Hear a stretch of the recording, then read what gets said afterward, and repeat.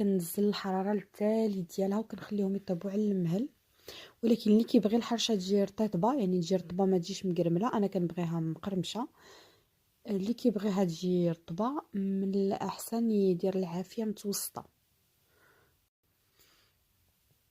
صافي كنبقى مقابلاهم حتى كيتحمروا من الجوانب بجوج. هانتوما شفتوا كتجي التحميره ديالهم مزيونه، وكيجي داك الزيتون فيهم والفرماج والزعتر رائع، ما ذاق ولا اروع. نصحكم تجربوهم، الا جربتوهم ما غيبقاوش يخطاوكم.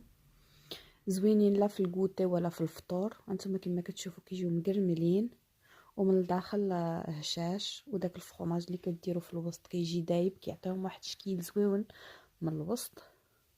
بالصحة والراحة، ونتمنى يا رب الفيديو يعجبكم. الى عجبكم ما تنساوش اللايك وما تنساوش الاشتراك.